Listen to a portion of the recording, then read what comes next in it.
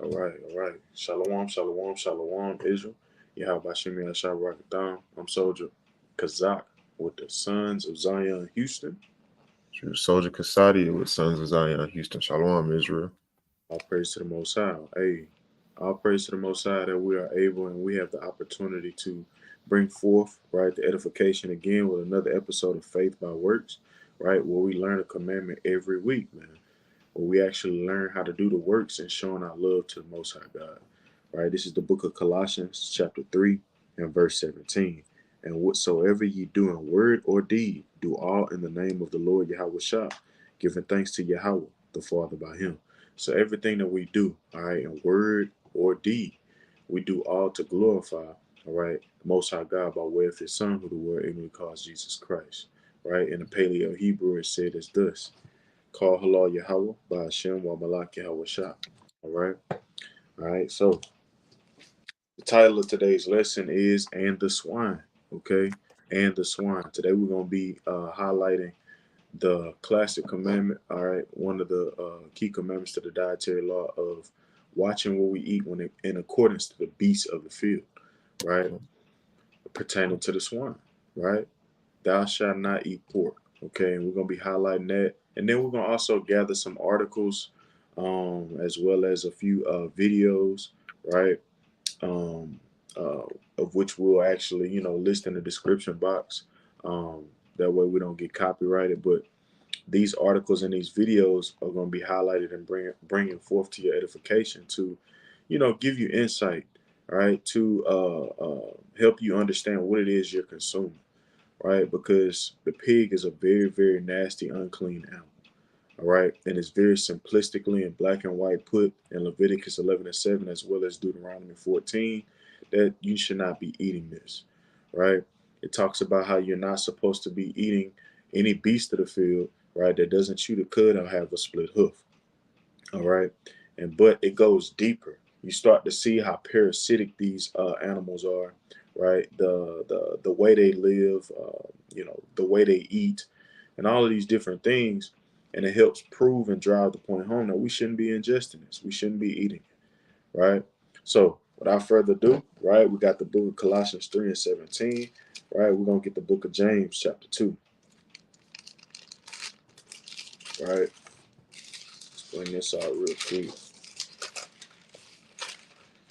because we got to understand that, love is an action word, right? A lot of people say, hey, I got faith in the Most High, right, by way of his Son, Jesus Christ, right? But it's a certain way you got to do it. It's a certain way you got to prove your faith in the Most High God by way of his Son. This is the book of James, chapter 2, and verse 17. Even so, faith, if it hath not works, it is dead being alone.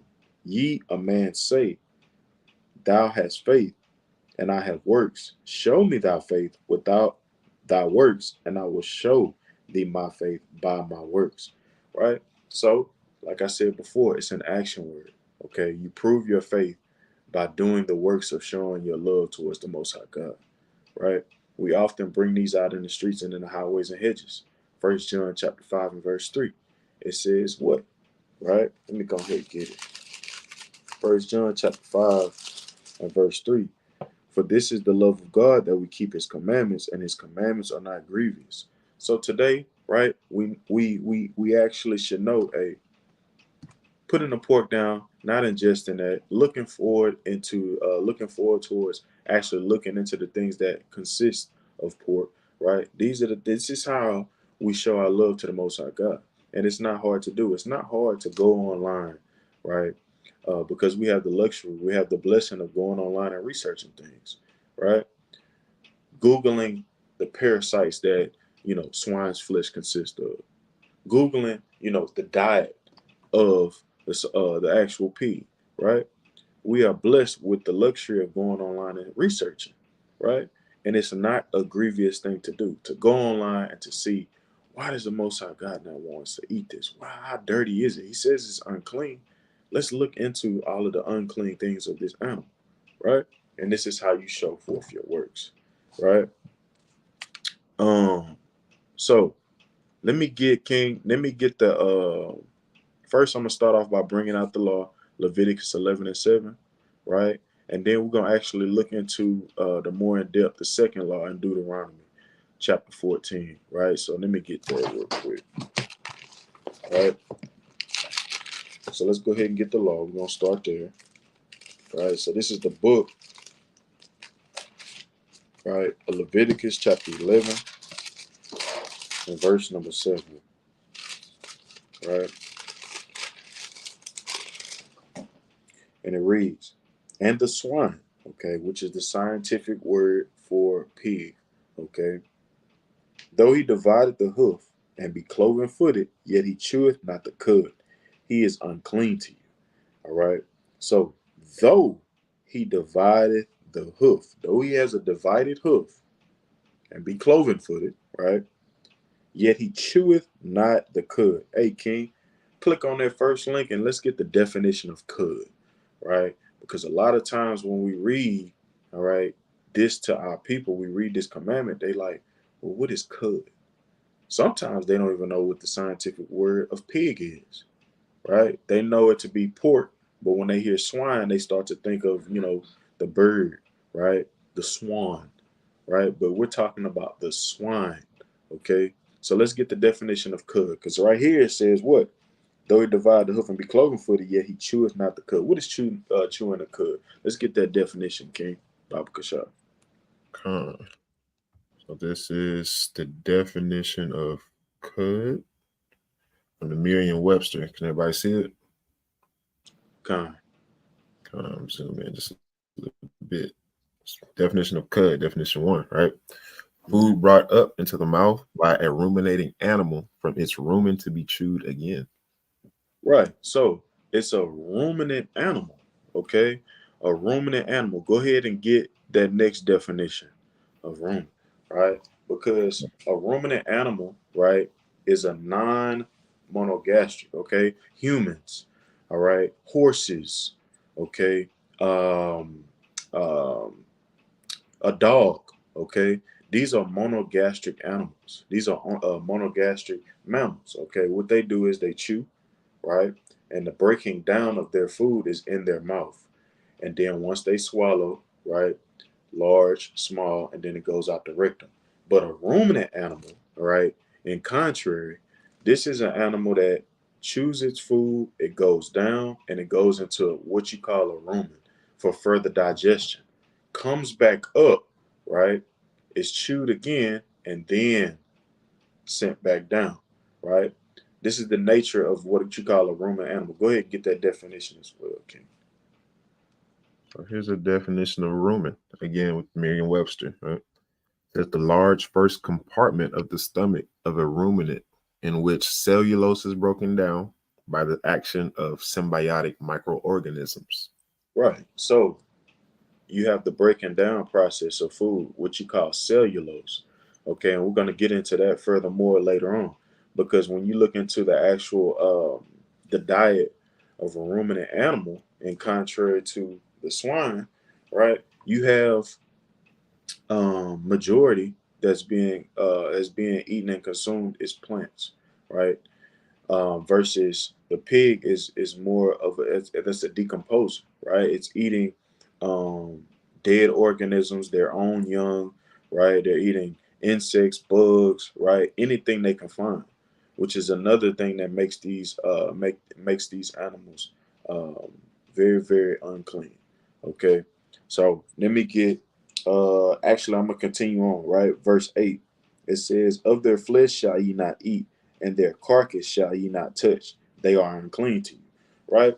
So the actual teaching, right, that we bring forth for the edification in the streets, as well as in these videos, right, is that even though it has the characteristics when it comes to the feet, okay, it's a monogastric, all right, and the Most High God says it is unclean to you. It says, "Of their flesh shall ye not eat," right? So no bacon, okay, no pepperoni, right? What are some others, right? You cannot eat these things because they are unclean. It says what?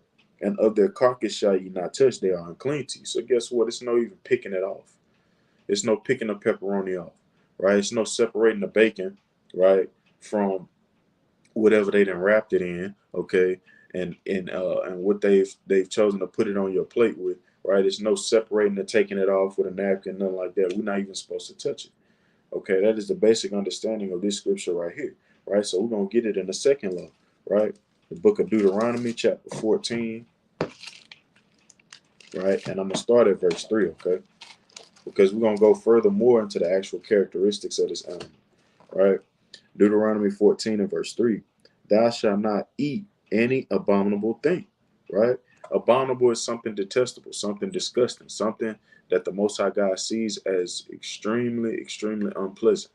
Okay, something that grosses him out. Every time he sees this taking place, right, it gives him a very strong sense of discomfort, disgust, something that he sees and makes him very unhappy, right? It says, "These are the beasts which ye shall eat: the ox, the sheep, and the goat." These are ruminant animals, all right? They are what you call ruminant animals because they have what you seen right here. This definition of rumen. This is what their digestive system consists of, right? Verse 5: the hart, right, and the roebuck, and the fallow deer, and the wild goat, and the pygarg, and the wild ox, and the chamois. All right, so these are, and you can look into these actual beasts, right, on your own time, right? But what we want you to get, what we want you to understand from this lesson and from this edification is that we want you to carefully examine the actual characteristics of the animal as well as the diet, right? Because when we look, like matter of fact, I'm gonna get that precept, right? Sirach chapter 30 and the last verse, right? This is why it's important that you look into these things, right? This is the book of Sirach chapter 30 and verse 25. It says, "A cheerful and good heart will have a care of his meat and diet." That's very, very important that you look into these things. You look forward towards the actual characteristics of what is clean and unclean. How do you identify a clean animal, right, and an unclean animal, right? So reading on, right, verse 6: "And every beast," Deuteronomy 14 and 6, "and every beast, right, that parteth the hoof and cleaveth the cleft into two claws, and cheweth the cud among the beasts, that ye shall eat." So right here, this is why I wanted to get this account in Deuteronomy, right? In addition to Leviticus 11 and 7, is because right here it goes in detail, fine detail. It says what? "And cleaveth the cleft into the two claws." So it has to have cloven foot and it has to chew the cud in combination. Okay. And it's really important that you understand that because what? You have the camel, split hoof, cloven foot. Is it a ruminant animal? No. Okay. So you have to understand these things in detail. Verse 7: "Nevertheless, these ye shall not eat of them that chew at the cud, or of them that divide the cloven hoof, as the camel and the hare and the coney." See right here, it actually lists, right? And the camel and the hare and the coney, right? "For they chew the cud, but divide not the hoof, therefore they are unclean to you."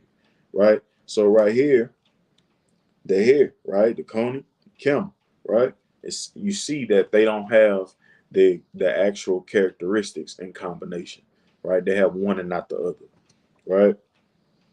Verse 8: "And the swine, because it divided the hoof, yet cheweth not the cud, it is unclean unto you. Ye shall not eat of their flesh, nor touch their dead carcass." Right? And that's very plain upon tables. We're not supposed to touch their dead carcass. We're not supposed to eat of their flesh, right? We're supposed to stay away from this, right? And what are the things that, we suffer from, right? When eating this: high blood pressure, right? Stroke, which will lead to a stroke, right? We got heart disease, we have clogged arteries, right? We have gout, you know what I'm saying? These are the things, right, that we have to consider, right? In addition to not eating it, right? We got to think about what it does to us as a people, what it does to our community, right? During slavery, this was actually forced upon us. They used to beat, right? Shalom, shalom, brother, right? uh, we actually have to consider these things, man. In slavery, they actually beat our teeth out our mouths, threw a funnel down our mouth, right? Forced it down our throats because we refused to eat it. We've been watered down. Our heritage has been watered down. We've stemmed away more and more and more. And now what? We have actual festivals, chitlin cooking festivals now, crawfish festivals, the whole nine. When right there in Leviticus chapter 11 and verse 9, it says not to eat it how it's abominable. But now, the things that we used to actually see as abominable, the things that we should turn our nose up at and stay away from, now it's become a delicacy. But today we learn exactly what it does to the body and how the Most High God feels about it. And then, in contrary, we have a lot of people that like to argue against, that like to go against the grain and say, hey, that's Old Testament, brother. That's Old Testament. I mean, that's obsolete. That's done away with. It's not what goes into the mouth, right? But what comes out, which is a misunderstood scripture, right? But what our people have to understand is the Most High, right, and His Son are in one accord, all right? And Christ comes in the volume of the book. And He kept the laws, statutes, and commandments of the Father, right? So let's move forward, right? What we got now? You got any points, King? Did you want to bring out anything before I get King, yeah, started? let me jump in there, all right? Because we do these videos week in and week out, and I know the easiest thing for a lot of our people, Israel is wicked. They are rebellious people. An easy thought for them to have in order to discount or discredit all that brothers are bringing out to them week in and week out is that, well, these laws are in the Old Testament. We're living in a so-called new covenant now, right? Let me get this real quick. It's the book of Malachi, chapter 3, verse number 6. And it reads, "For I am the Lord, I change not. Therefore, ye sons of Jacob are not consumed." Right? The Most High ain't changing His laws for nobody. At the end of the day, He said what He said, and that's just what it's going to be. Right? You go to Proverbs chapter 24, right? Verse 21. It says, "My son, fear thou the Lord and the king, and meddle not with them that are given to change." Right? So again, we doubling down that the Most High is not changing His mind on anything, right? And as the brother was bringing out the dangers of eating pork. Well, the Most High told us not to eat it in the beginning, and even to this day, we see the ramifications of breaking that law. Right? The high blood pressure, the gout, the this, that, and the third. But it goes deeper than that, right? I'm gonna play a video real quick that it literally sums up pretty much all you really need to know. I mean, you can go deeper, but this video will pretty much sum up all you need to know about why pork is not good for you. But before I share that video, let me share this real quick. Real quick.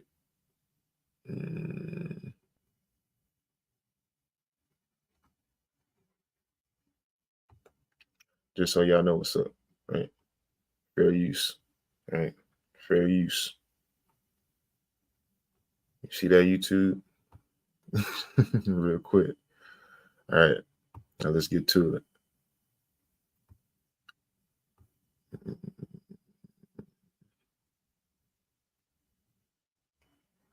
Boom.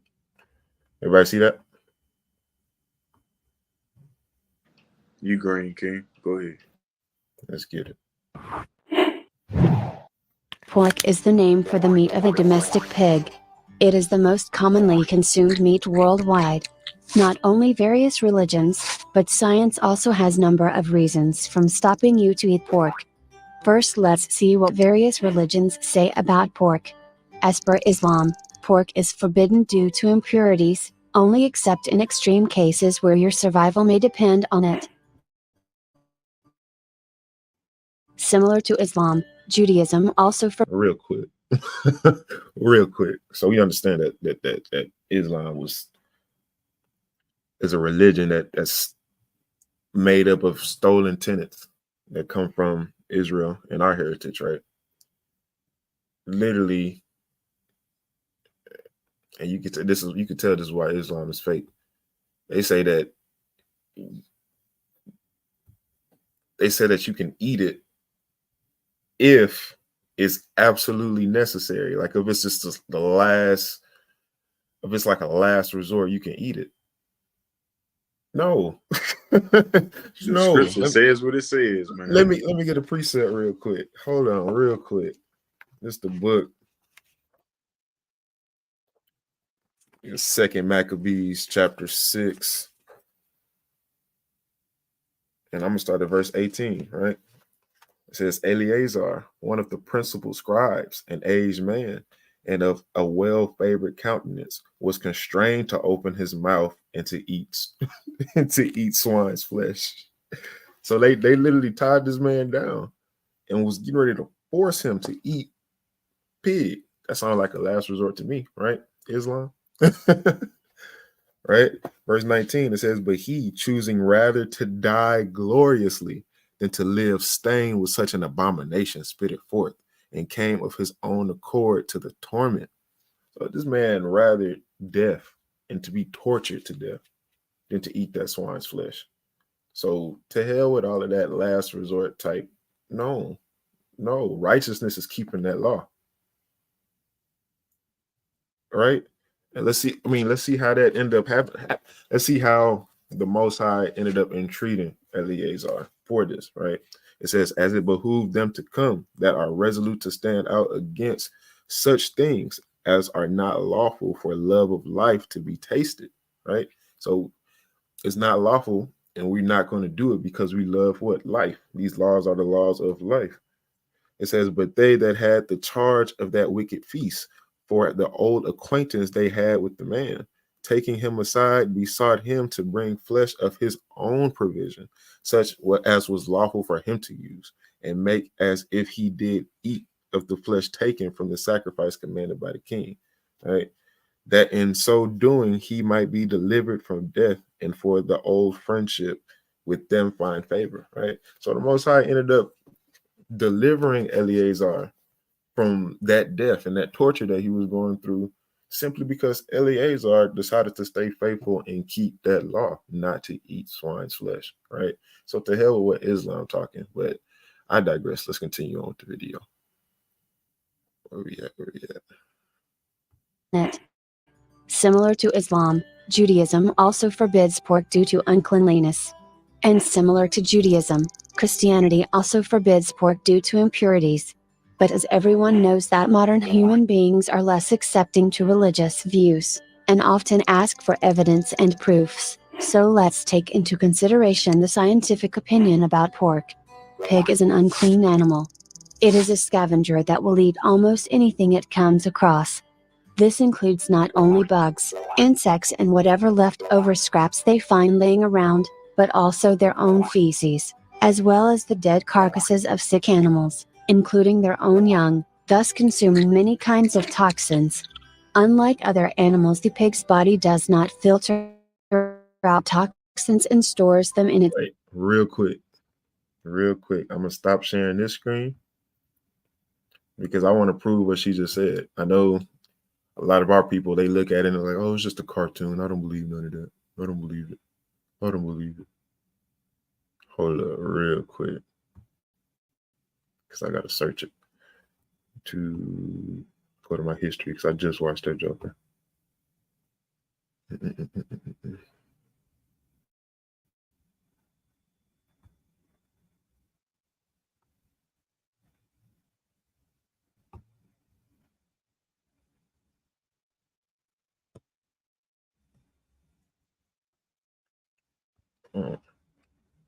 All right, let me reshare my screen just so you know. Again, fair use, YouTube.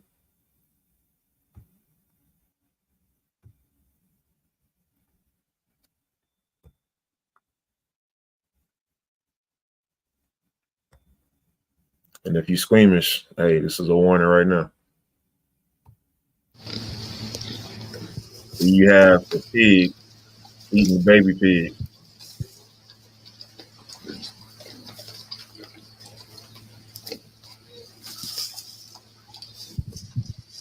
We honestly don't even have to keep going with that, truth be told.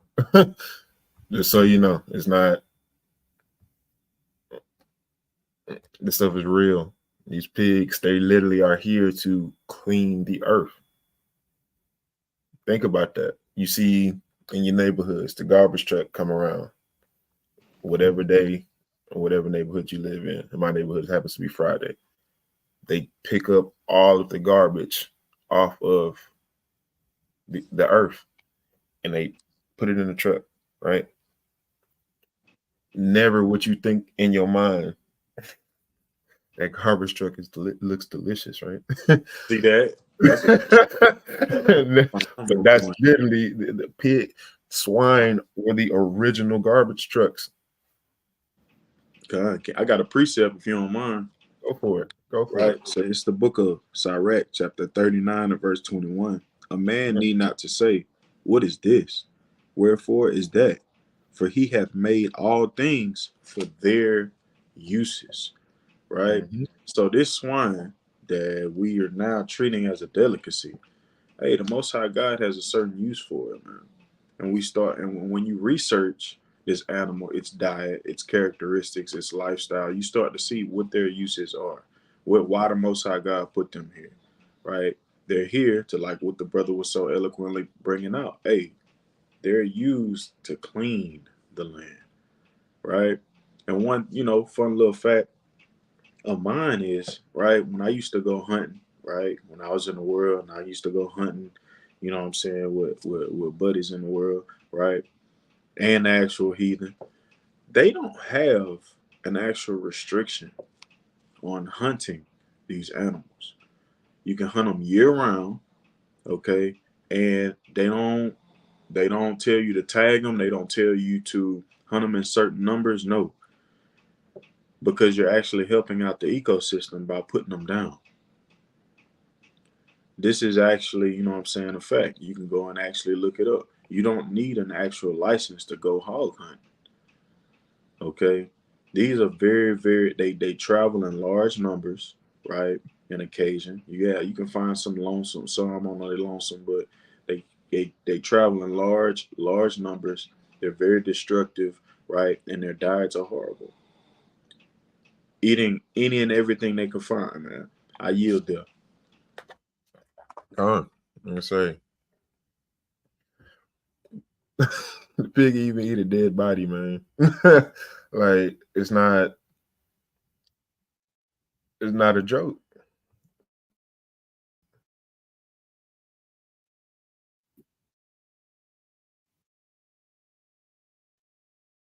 That infects 20 million people each year and can lead to acute illness, enlarged liver, and sometimes liver failure and death. Pork meat is too much fattier and cholesterol high. The swine flu is another virus that has made the leap from pig to human. Influenza or flu viruses can be directly transmitted from pigs to humans. There has been a long-term link with the roundworm and pork, causing trichinosis, which causes fever, pain, diarrhea and vomiting. Transmission of this parasite is through eating muscle tissue of undercooked infected pork. The parasite can live in the intestines of humans. Have condition. So what this AI voice is failing to say is that a lot of these parasites that are found in pork, a lot of them you really can't even cook out because they're resilient in super high temperatures.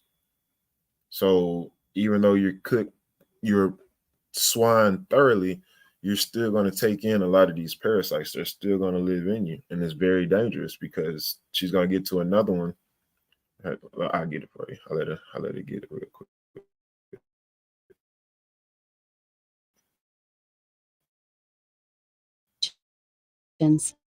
Pigs carry many contact. Pigs are primary carriers of Neosolium tapeworm, hepatitis C virus. For some, So that first one, that Tania solium tapeworm. That's literally called the pig tapeworm. If you Google it, it's called pig tapeworm, right? That joker can get in your brain and cause it to swell and bleed and eventually kill you. That's how dangerous this eating pork is.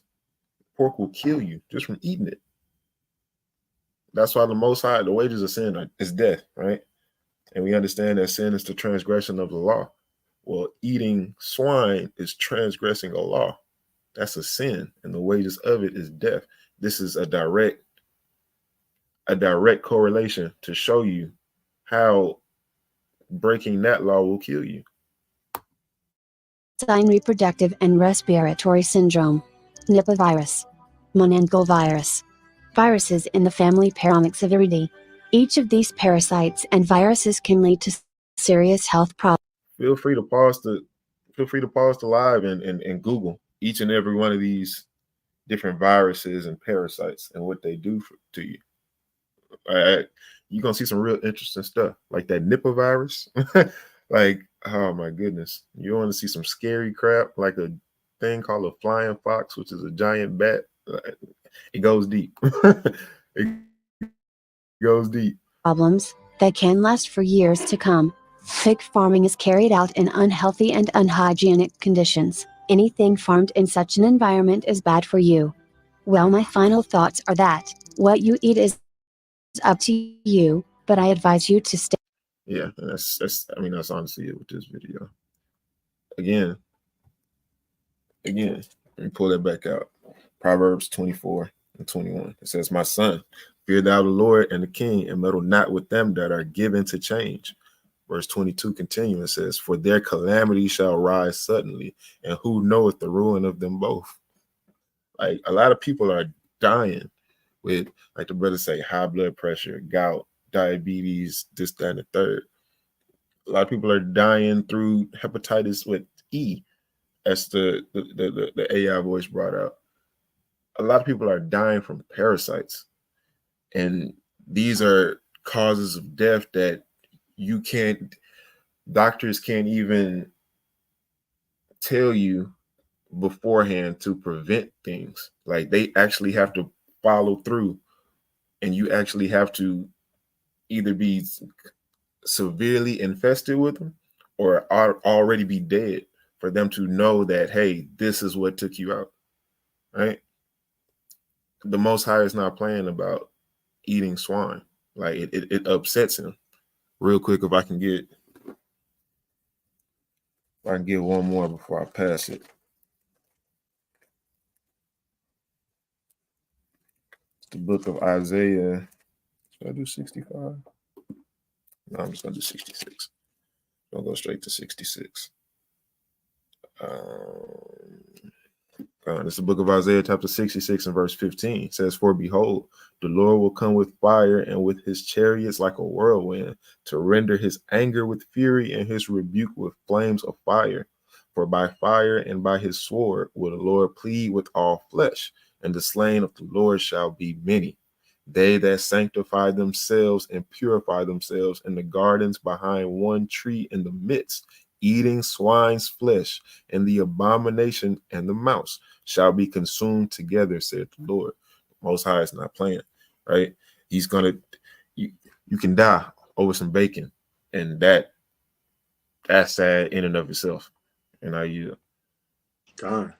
King. Mighty points. I mean, what our people got to realize is it's our oppressors.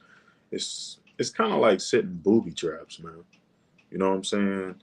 It's like, okay, I know it's against his culture to eat swine's flesh. So what I'm gonna do is I'm gonna put this right here. I'm gonna sell it for cheap because he's already right pressed on cash. He's already, you know what I'm saying, working with a budget. He can't buy right the steaks and the lamb chops and all of that, right? So what I'm gonna do is I'm gonna price this pork as cheap, and then he's gonna boil up some neck bones and he's gonna fry up some pork chops and stuff like that. Well, later on down the line, right? As time elapses, as our people continuously say, hey, I'm gonna eat my pork. You know what I'm saying? I ain't died. I ate some chitlins last week with some hot sauce, and I ain't died. I ain't dead. I'm walking and I'm healthy. Yeah, but how long, bro? How long? How long before those parasites take over, like the brother was explaining? The parasites that was in that previous video, right?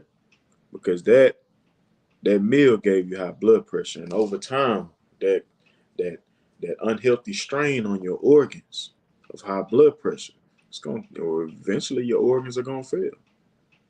That's why a lot of our people say, "Oh, she had a natural death. She died of heart failure." That's not natural.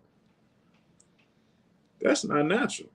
You're taking away from the immortality of yourself, right? When you eat and you actually look into the things, right, that was brought up in the book of Sirach 30 that I brought out earlier, when you look forward to a good health and you actually take care into your meat and diet, you're adding life unto you. But when you eat this swine's flesh, you're taking away the life. You're taking away the days of your life. Right? That's what our people got to understand, right? So, hey, King, if you would, Baba Kashai, go to that next link, the monogastric digestive system, right? The pig site. Because what I want our people to understand, I want them to understand how the digestive system works in a monogastric versus a ruminant animal, right? Because the pig's digestive system, it favors yours. It favors yours, right? They have the same digestive system as humans, right? So we're gonna bring this to your attention, right? So zoom in for the people, right? Zoom in because I can't even see it, right? Let me know if you can hear me. So what I'll do is I'll read. Can you hear my voice, King?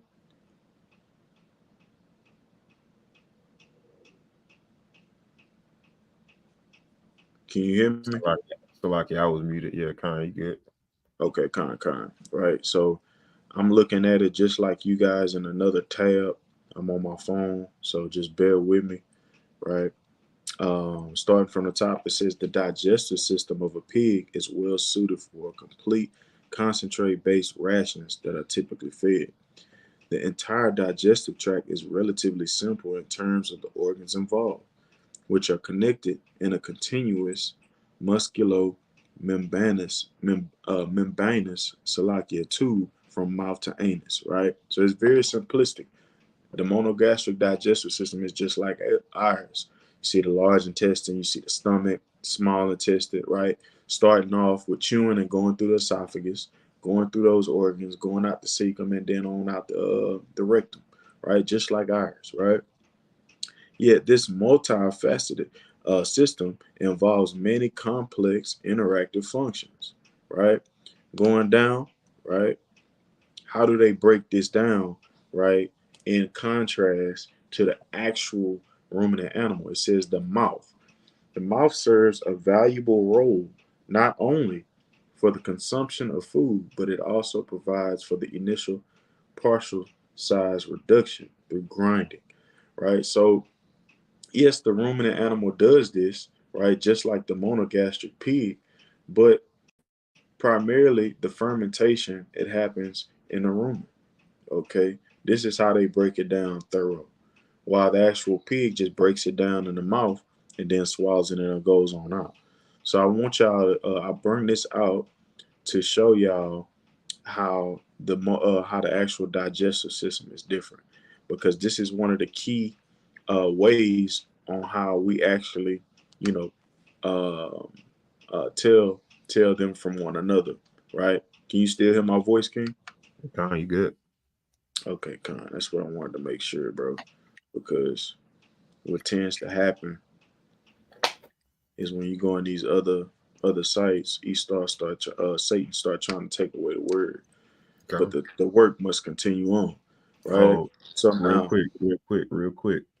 Con, Fair use. Fair use. most definitely go ahead, post that for the people. So we don't want to get copyrighted, right? Oh, we We posted it in don't the beginning. So like I say, we good. We just got to keep saying it. Got to keep reminding them. for fair use, right? And actually, you know what I'm saying? I'm gonna actually say this as well. You go to what you call the pig site, and you look up right the monogastric digestive system. I'm explaining exactly what I did, right, for fair use and for how the brothers and sisters can do the research on their own, right? We have to get you to understand, right, these laws, statutes, commandments, and we're gonna use, right, the technology that we've been blessed with by the Most High God to see it forth. Right, it's very, very important that you actually read. But the scripture says, "Blessed is he that readeth," man.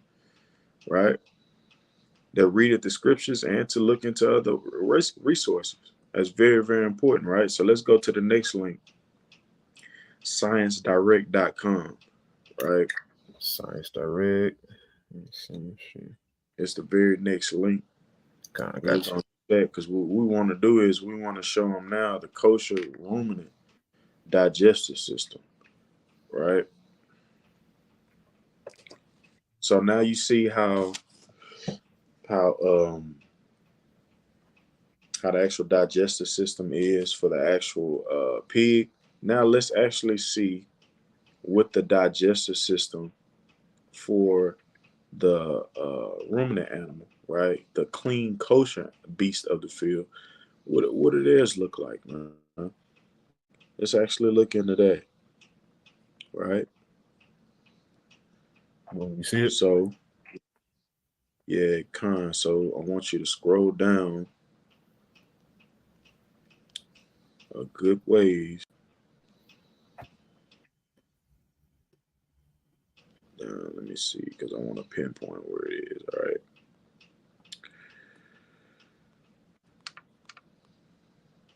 I have a highlighted area here, right? Let's see.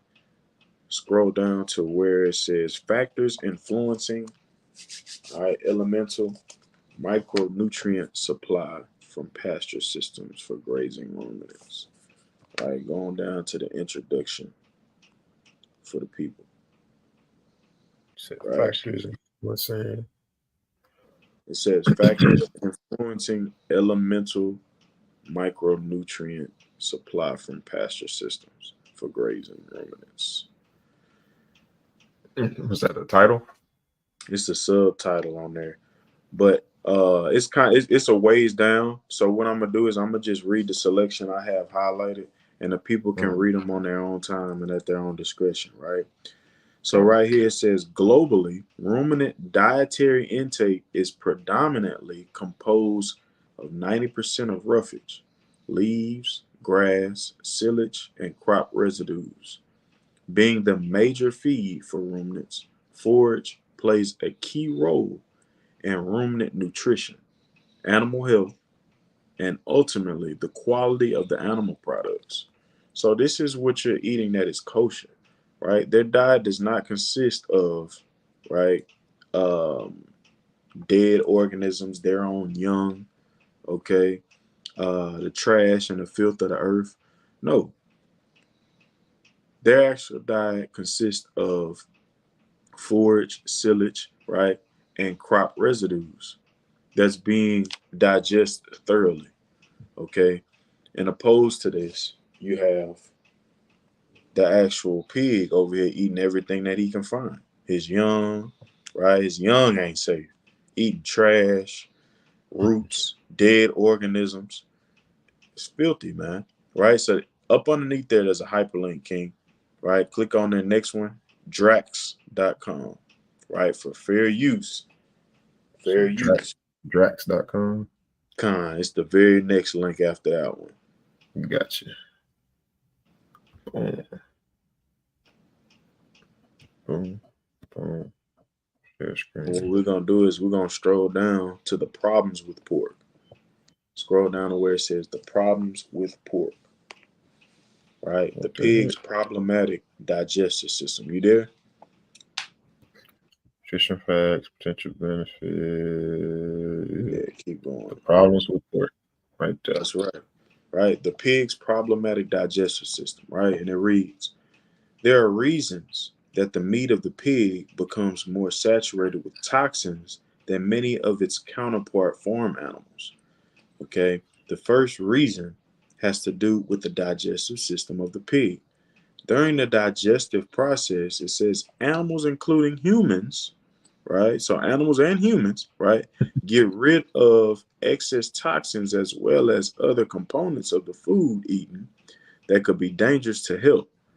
Since the pig's digestive system operates rather basically, just like ours, many of these toxins remain in its system to be stored in its more than adequate fatty tissues ready for our consumption. So you got to understand, man, right, that this meat consists of many nasty toxins, all right? And they don't regulate their body temperatures, right? Reading on, it says another issue with the pig is that it has very few functional sweat glands. Now that's actually false. They don't have sweat glands at all. They don't have pores, right? And it says and can barely sweat at all. It doesn't sweat. Sweat glands are a tool the body uses to get rid of toxins, right? For us, this is how we regulate pH. This is how our body cools and how we get rid of excess heat through pores. Okay, this leaves more toxins in the pig's body. So what you got to understand is, right, um these pigs, they regulate their body temperature a certain way. Okay, and how they regulate their body temperature is laying in cool surfaces, right? And this cool surface, it actually consists of, mud piles, mud pits, right? Sitting water, right? Where, of course, you got a lot of insect larvae, it's very nasty, right? And what they do is they waddle around in this. They trap the fleas on their body after regulating their body temperature, and they go next to a tree. They rub up again, rub the excess mud off. And this is how you can track them and hunt them down. Just giving you a fun fact on, what I'm saying, how, when I used to actually hunt them, this is how we actually would track them down. Along with the foot traffic, footsteps, along with their feces, but you could actually look at the bottom of the actual trees, and you can see where they've rubbed off mud, where they've rubbed up against rubbed their bodies up against to get off the fleas and the bugs that's feasting on them. So this is the actual lifestyle, man. This is the lifestyle of what we're putting into our bodies, and we have to closely take this into consideration, right? So I want to bring up I want to show you the actually ruminant digestive system, because I've showed you the monogastric, the pig's digestive system. Now I want to show you the actual ruminant digestive system, right? So click on that YouTube link right underneath ruminant digestive systems, and we're gonna start at minute 230, right, King? Minute 230. So you're gonna start at minute 230. Yeah, get it on. Minute 230. From the start, so you ain't gotta select you. That's my bad. From the start of the video, we're gonna stop at 2:30, and then we're gonna fast forward to 4:30. Okay, come on. Yeah, Ready? the time. I got the little time punches right there in the notes. Okay, come on. Bear with us, Israel. We're trying to do the best we can, right, and giving you this edification. All right. Ready? All right. Yeah, go ahead.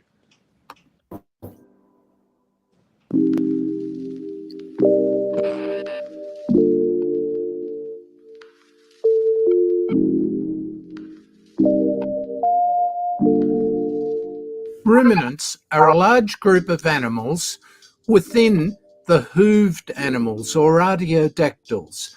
They're an important part of food chains over the world due to their unique digestive systems. While all herbivores draw energy from plant life, ruminant animals have a sophisticated digestive system that uses fermentation to help access energy in their diet. Many agricultural animals are ruminants, including cows, sheep, and goats. The ruminant diet consists of forages and roughage. Digestion reduces the nutrients in food to simple materials for easy absorption. These are used for energy and the building of tissues. The digestive system runs from the mouth through to the anal canal. Its function is to take food, grind it, digest it, absorb the nutrients, and eliminate the solid waste products that result from the process. Feed is broken down as it passes through each organ, with nutrient absorption beginning almost immediately. The ruminant digestive system can be broken into 5 main parts: the mouth, esophagus, 4-chambered stomach, small intestine, and large intestine. Each of these parts contributes to the breakdown process. Digestion is also helped along by the pancreas and the gallbladder, but these are not directly connected to the primary digestive system.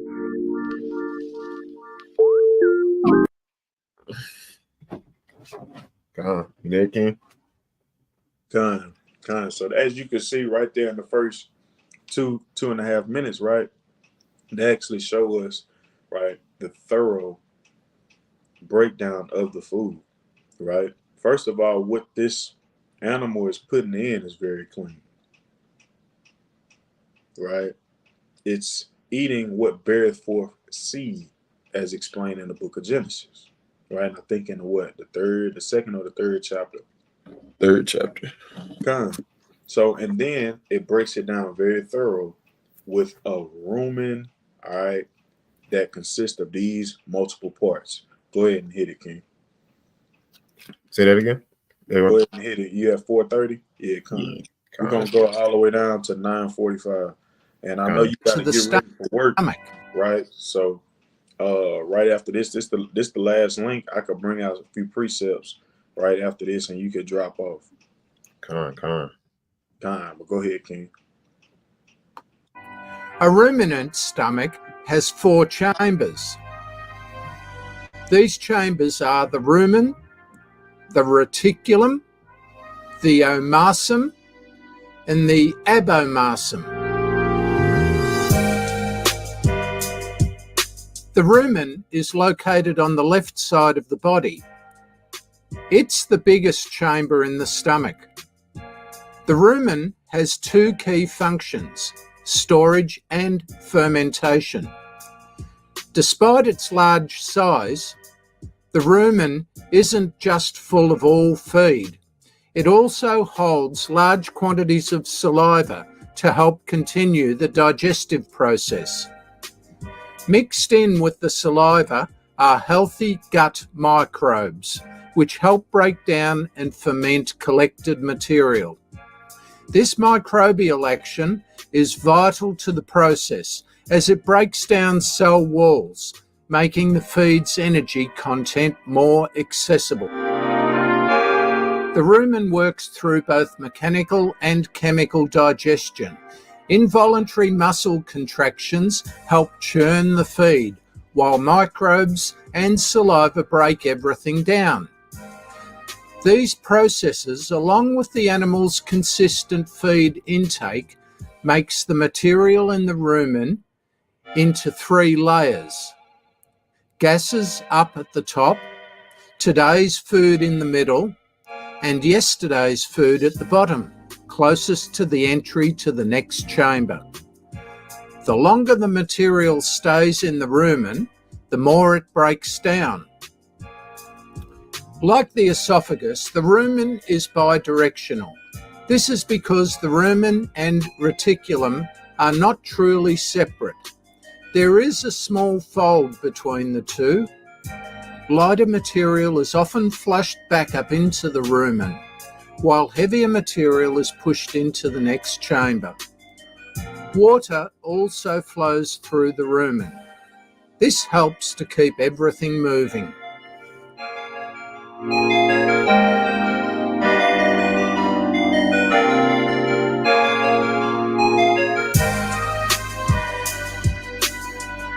rumen also plays a role in nutrient absorption. Lined with small projections called papillae, the rumen has remarkably a large surface area, allowing for high rate of nutrient absorption. The reticulum is the stomach's second chamber, also known as the honeycomb. This small pouch is lined with networking tissue that looks like honeycomb. Although nutrient absorption continues in the reticulum, its primary purpose is transitional. The rumen breaks larger pieces of feed into smaller pieces. The reticulum collects these smaller pieces. When the feed is too big, the reticulum contracts, regurgitating this cud and sending it back through the rumen, up into the esophagus, and finally into the mouth for further chewing. Because the rumen and the reticulum are separated only by a small fold of tissue, they sometimes are referred to as the reticulorumen.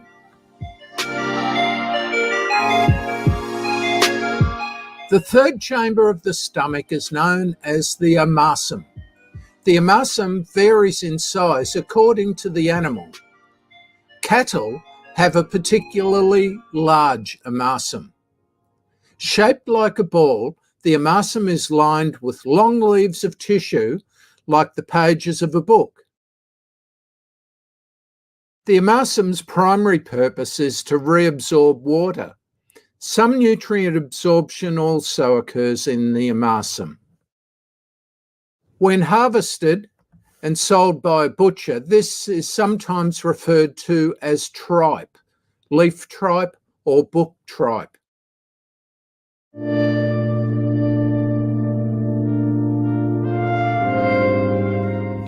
The first three chambers are also remarkable because of their surface area.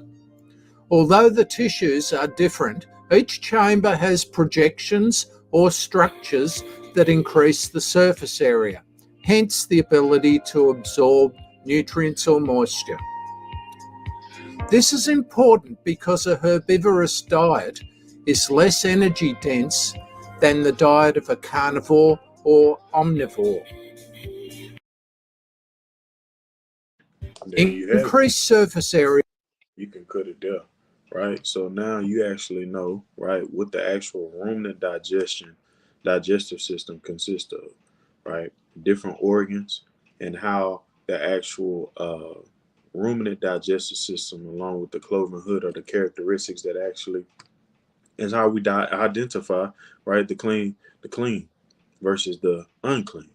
Okay, so now that you have that very thorough, right, breakdown on the digestive systems and the characteristics, right, as well as the lifestyles of the clean and unclean, right, we're gonna get a few precepts in regards to, in defense to how, hey, we have to continue this on. We have to keep these commandments, right, and practice the statute of eating clean, right. This is the book of Isaiah, chapter 46 and verse 9. Remember the former things of old, for I am God, and there is none else. I am God, and there is none like me, declaring the end from the beginning, and from ancient times the things that are not yet done, saying, my counsel shall stand, and I will do all my pleasure. So you got to understand that the actual counsel of the Most High God will stand and will always stand. You're gonna have many people that come to you that saying, hey, look, that's the end. We don't have to keep those commandments and those statutes. That's old. That's Old Testament. Well, the Most High God, right, is speaking through the prophet Isaiah and explaining us otherwise right here in this account. We have to remember the former things of old, the statutes and judgments of the Most High God, right? It's the book of Hebrews chapter 10 and verse number 7. Then said I, lo, I come in the volume of the book. It is written of me to do thy will, O God. So you got to understand, man. Christ comes in the volume of the book, okay? Old and new, okay? Right? Two more precepts, and then I'm going to pass it to the brother. This is the book of John, chapter 7, and verse 16. Yahushua answered them and said, my doctrine is not mine, but his that sent me. Now, who sent Yahushua? The Most High, right? And the Most High's doctrine is found in the Old Testament. It was delivered to us via Moses, right? If any man will do his will, he shall know of the doctrine, whether it be of God or whether I speak of myself. So this is how you know the doctrine of the Most High God, right? You listen to Christ's teachings, okay? And you actually look forth, and you go and you read in the Old Testament, the Torah, the first 5 books of the Bible. Last precept is Proverbs chapter 4, and I'm going to start at verse 2. For I give you good doctrine, forsake ye not my law. Forsake means to leave alone, to think that it's obsolete, to say that it's done away with. It says right here, forsake ye not my law. For I was my father's son, tender and only beloved in the sight of my mother. He taught me also and said unto me, let thine heart retain my words, right?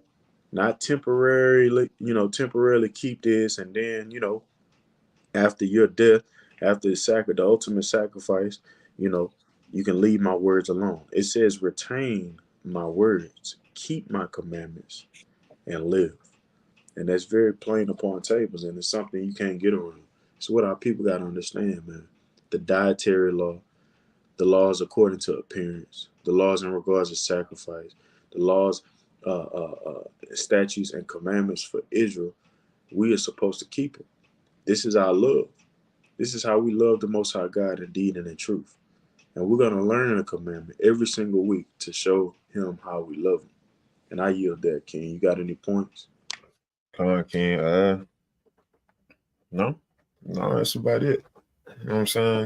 At the end of the day, like the brother so eloquently brought out, we have to keep these laws, statutes, and commandments. That's bottom line.